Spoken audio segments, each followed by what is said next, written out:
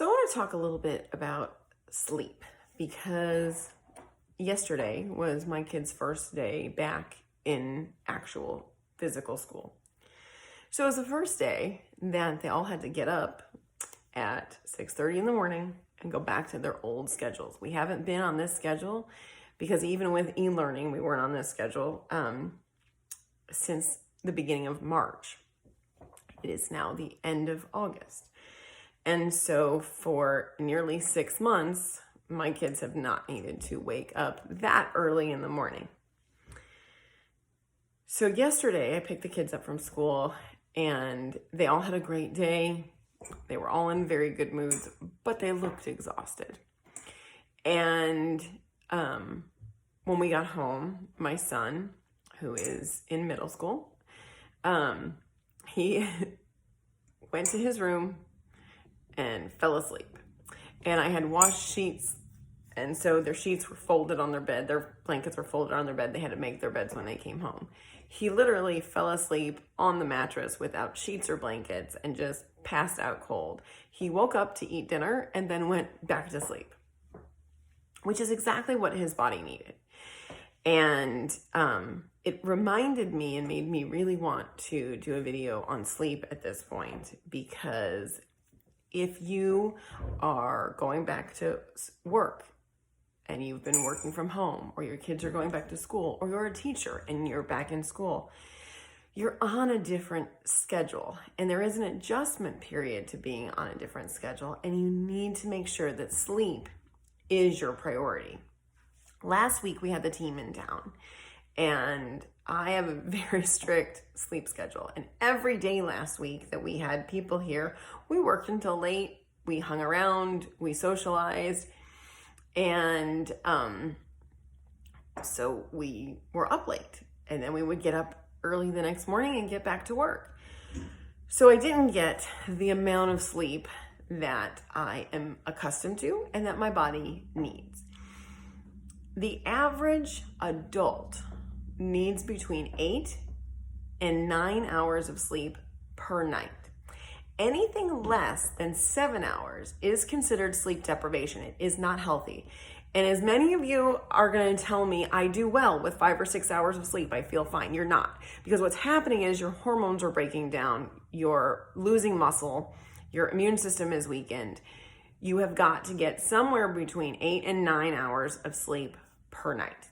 That's optimal. If you want to be in optimal health, that's what it's going to take. Prior to, I would say about 4 years ago, I never got that much sleep. You know, I would go to bed at midnight or 1, I'd get back up at 5 or 6 for work. I was used to doing that, and I thought I functioned well. Of course, functioning well meant I had 9 autoimmune diseases, I was overweight, I was constantly getting colds, I had headaches all the time, and your cognition suffers. In just 2 consecutive nights of less than 7 hours of sleep, your cognition declines.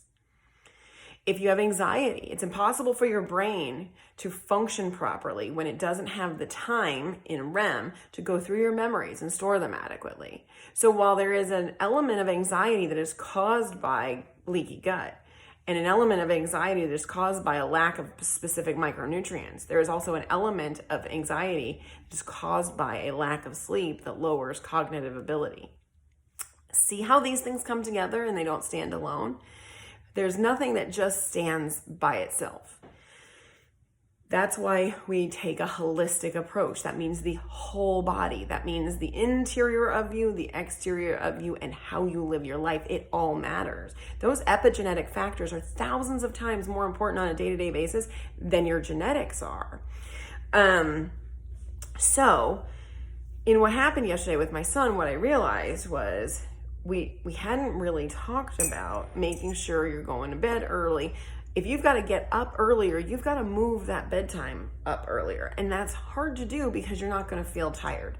And so having a sleep hygiene routine in our Bedrock Your Body to a Healthier You group, there is a video that I did on sleep hygiene, on how what my routine is each day and how I fixed my sleep. It took me a solid 5 or 6 years to get to the point where I was so consistent with respecting my sleep and doing the same things over and over and over that I started to get the quality of sleep I needed for my body to heal. You can do a lot of things right, but if you're not focusing on sleep at the same time, you're doing your whole body a disservice. So one of the number one reasons that kids and parents and teachers get sick when kids go back to school is not exposure to new germs. It's your immune system is completely run down by the fact that you didn't get enough sleep. If you've ever been on, a vacation where you're up every night, and then you come home and you get sick, that's why. It wasn't that you were exposed to a new germ. It was that you incapacitated your immune system by not getting enough sleep so it couldn't heal and take care of itself. You wore yourself out. When you're worn out like that, your body can't spring to attention and do its job. So it's very important that you guard your sleep. And if you have small children, one of the biggest mistakes I see people make as parents is thinking that their kids also need 8 hours of sleep. If you have a middle school age child, they need 9 to 10 hours of sleep. If you have an elementary school age child, they need 10 to 12 hours of sleep per night. If you have a young child, you're looking at 14 to 16 hours of sleep per day, meaning preschool toddlers. So for an elementary school child that's got to get up at 6 to go to school, they should be going to bed at 6. And I don't know anybody who's able to do that. This is one of my problems with the school system, is that school should actually start later and be a shorter day. We should start school around 10 and we should be done by 2. We don't need more than 4 hours a day in school. And you can accomplish much more in a shorter period of time because the kids are paying attention, and then they have time to be outside and with friends and all of that. So for us, knowing that my kids had to get up at 7 to be at school at 8, or 7:30 to be at school at 8 when we lived closer to the school, then their bedtime had to be absolutely no later than 8 o'clock. So right now, my kids are going to bed at 8:30, but they get up at 6:30, and they're really suffering. That's really not enough sleep for them. Our schedule is such that it doesn't provide for enough time. And how many of you as parents have the same problem I have, right? You see your kids at school, and maybe you work and they're in daycare after school, or they're in an after school program. And so you pick them up, you've got to rush home, make dinner, do homework, get them to practice if they play sports. That's always been an issue for us. All my kids play sports and do activities and have after school activities. And now I've got one with an after school job. So you're trying to juggle all of these things and still get them home and in bed by 8 or 8:30. It's not easy to do, and something's got to give. So you're going to have to eliminate some things, and nobody likes to hear that, but you're going to have to eliminate some things to preserve your health and your sanity and do what's right for your body. There's time to do those other things on the weekends. And if there's not, then you need to make time to do that. And I know that that's difficult for people who work 9 to 5 and you've got an early commute and you've got to drop your kid off before you go into work. This is why our body is not adapted to our lifestyle. We are biologically mismatched. If you're in my other groups, you've heard me use that term. Our health is directly related to the fact that we act in a way that isn't how we were biologically designed. We were not designed to get up with an alarm clock. We were not designed to wake up before the sun came up. We were not designed to work indoors. We were not designed to commute long distances. We were not designed to be separated from our families. We were not designed to work in a cubicle on a computer and be exposed to blue light all the time, which raises our cortisol. As our cortisol goes up, our immune system goes down. As our cortisol goes up, our estrogen goes up. As our cortisol goes up, we gain weight. It's harder to lose weight. There's so many things that we're doing on a day-to-day basis where we're taking ourselves further away from our biological design. And what we have to do is say, no, I'm going to live a life that matches my biology, and the rest of this stuff has to fit me. All the more reason to be self-employed, not work for someone else. But you do the best you can within the parameters you have, but you have to understand what your biological design is and lift up your body to where it is the most important thing. Because let me tell you something, if you don't, there's not going to be any of you left. So all of this running from place to place, juggling work, life, home, sports, all of that isn't going to matter when you drop dead. And I hate to put it that bluntly, but it really is. You have to take care of yourself first and foremost. That's not selfish. That's necessary. You first, your family second, everything else comes after that.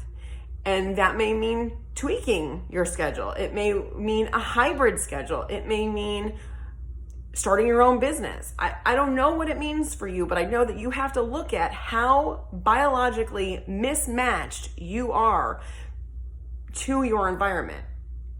This affects people who are shift workers a lot because your biological design is to wake when the sun comes up and have your cortisol spike. And then your cortisol should slowly lower itself until the sun goes down. And then you should make zero cortisol as you sleep through the night.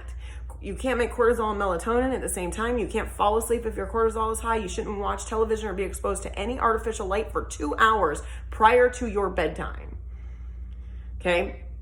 All those things we do every day set us up to fail. They set us up to be unhealthy. It is our lifestyle that causes every other problem we have. So what we have to do is prioritize things in our lifestyle that we know support longevity, health. That may mean using, there have been times when I've had to work late and I have to be on my computer. So I use blue light blocker glasses to make sure that I'm not raising my cortisol so I can go to bed when I'm done. I work with clients on the West Coast. They're 3 hours behind me. For me to talk to them when they get off work, sometimes means I have to push back my 10 o'clock bedtime to 11 or 12. In order to accommodate that, I have to block the blue light so I can still work with them and be on my computer, but not harm myself. I have to come first. You have to put yourself first. And there are lots of tips, tricks, things that we can do to help accommodate the life you have to lead to pay your bills and take care of your children with a life you need so you don't kill yourself, okay?